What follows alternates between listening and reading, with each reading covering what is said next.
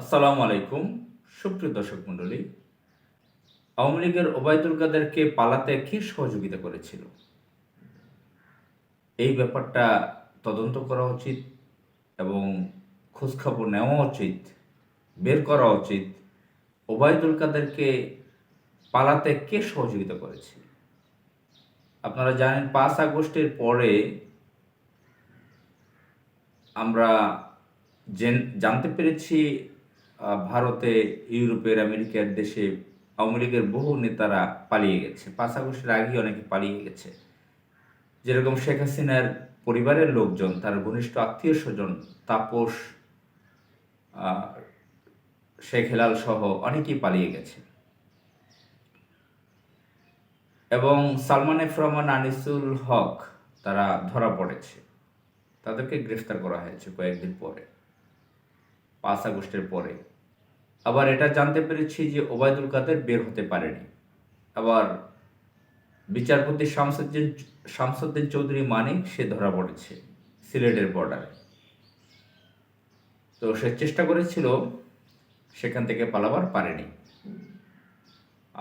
বিপ্লবের আগেই পালিয়েছে খেলা হবে নামে পরিচিত নারায়ণগঞ্জের শামীম ওসমান সন্ত্রাস। তো আমরা আলোচনায় বিভিন্নভাবে আলোচনা শুনেছি, মিডিয়াতে জানতে পেরেছি যে ওবায়দুল কাদের বাংলাদেশের যে কোনো জায়গায় পালিয়ে আছে এবং আছে ক্যান্টনমেন্টের মধ্যে, হয়তো যশোর ক্যান্টনমেন্টে, অথবা ঢাকা ক্যান্টনমেন্টে, অথবা সাভার ক্যান্টনমেন্টে। তো শিরিন শারমিন চৌধুরী, সংসদের স্পিকার সহ কয়েকশো লোক ক্যান্টনমেন্টে আছে, এটা আলোচনায় আছে অনেক দিন যাবৎ। সম্প্রতি ভারতের কোনো এক হাসপাতালে বাংলাদেশের কোনো এক লোক নাকি ওবায়দুল কাদেরকে দেখতে পেয়েছে। যখনই বলেছে আপনি কি ওবায়দুল কাদের, কোট আনকোট, তখন সে মুখে মাস্ক পরে নিয়েছে।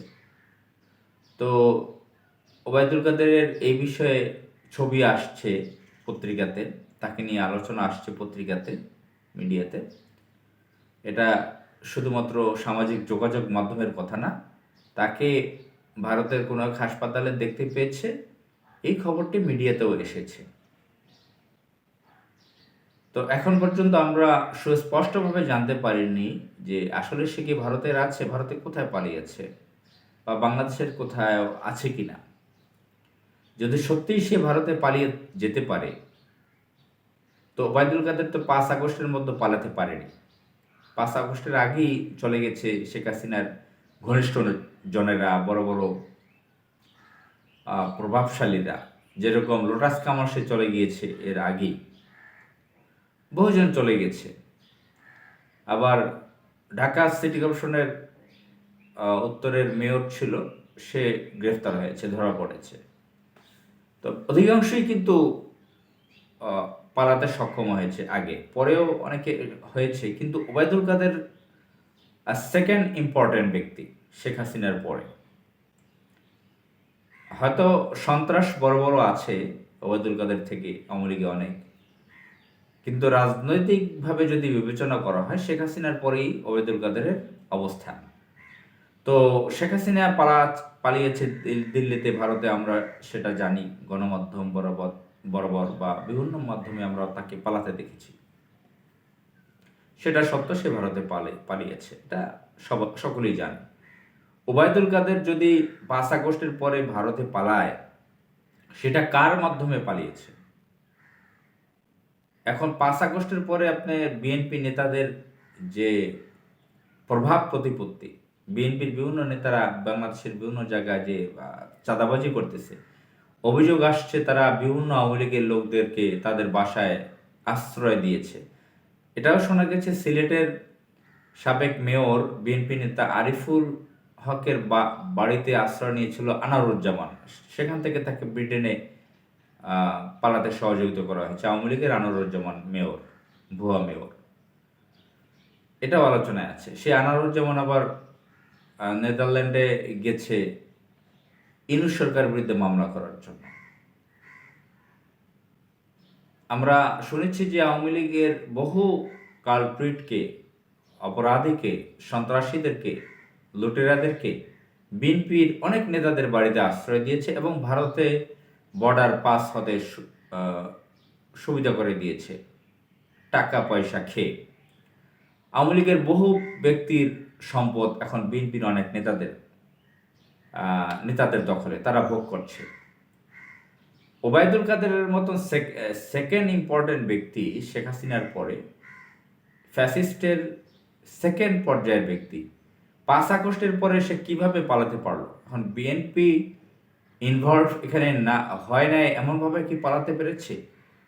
বা বিএনপি বাদেই পুলিশ প্রশাসন, DB, NSI, DGFI, Bangladesh border guard, বিভিন্ন ধরনের বাহিনীর লোকজন, গোয়েন্দা বাহিনীর লোকজন তাকে কি বিএনপি ছাড়াই পালাতে সহযোগিতা করেছে? কারা করেছে? এটা খুঁজে বের করা দরকার। সরকারি ল এনফোর্স, সরকারি বিভিন্ন বাহিনী ডিপার্টমেন্টের লোকজন কারা ছিল জড়িত, বা বিএনপির লোকজন যে এখন বেশ প্রভাবশালী অবস্থায় আছে তারা যদি জড়িত থেকে থাকে, এটা খুঁজে বের করা দরকার। এটা যদি খুঁজে বের করা যায় তখন অনেক কিছু আমরা পাবো, অনেক তথ্য পাবো। শুধু ওবায়দুল কাদেরের ঘটনাটা যদি ধরা হয়, এর মধ্যে যদি ইনভলভ পাওয়া যায় বিএনপির কোনো নেতাদেরকে, তাহলে তাদের তাদের মাধ্যমেই, তাদের ভিতর থেকেই অনেক খবর পাওয়া যাবে যে বিএনপির নেতারা, কোন নেতারা বা ভারতের নির্দেশে আওয়ামী লীগের কোন নেতাদেরকে আরও সহযোগিতা করেছে, কে কত টাকা থেকে খেয়েছে। এগুলো রিমান্ডে দিলে, আইনি ব্যবস্থা নিলে, জিজ্ঞাসাবাদ করলে অনেক কিছু পাওয়া যাবে। তখন আমরা ফ্যাসিবাদকে ভালোভাবে ধরতে পারবো। আমাদের বাংলাদেশকে ফ্যাসিবাদ মুক্ত করার জন্য অনেক চেষ্টা করা হচ্ছে, কিন্তু আমাদের মেইন জায়গাটা হাত দেওয়া দরকার। আসলে ফ্যাসিবাদকে কারা জিয়ে রাখতে চায়? আওয়ামী লীগকে কারা পুনর্বাসিত করতে চায়? আওয়ামী লীগকে কারা পালাতে সহযোগিতা করছে? ওবায়দুল কাদেরকে বিএনপির কোন নেতা পালাতে সহযোগিতা করেছে বা করে নাই? যদি তারা না করে থাকে, ল এনফোর্স, সরকারি ডিপার্টমেন্টের কারা করেছে, প্রশাসনের কারা জড়িত, এই ব্যাপারগুলো খুঁজে বের করা খুবই জরুরি। এসব যদি খুঁজে বের করা না হয়, তাহলে আমাদের এই বিপ্লব আমরা যে অর্জন করেছি 5 আগস্টে, যেটা আমাদের বিপ্লব সফল হয়েছে 2024-এ, এটা ম্লান হয়ে যাবে। আমরা এই বিপ্লব ধরে রাখতে পারবো না। আমাদের ধরে রাখা প্রয়োজন। একটি বিপ্লব উত্তর দেশে যেভাবে আমাদেরকে শত্রুদেরকে খুঁজে বের করে চিহ্নিত করতে হবে, বিচারের আওতায় আনতে হবে, সেই জিনিসটা করা দরকার। এই জন্য দরকার দেশপ্রেমিক লোকদেরকে, এখন যারা প্রশাসনিক লোক আছেন, যাদের মধ্যে দেশপ্রেম আছে, তাদেরকে সহযোগিতা করা দরকার। রাজনৈতিক দলগুলোর বিচক্ষণ ব্যক্তিদেরকে, এক্সপার্টার যারা আছে তাদেরকে, যে ওবায়দুল কাদের মতন সেকেন্ড ইম্পর্টেন্ট ক্রিমিনালকে কে পালাতে সহযোগিতা করেছিল। আসসালামু আলাইকুম।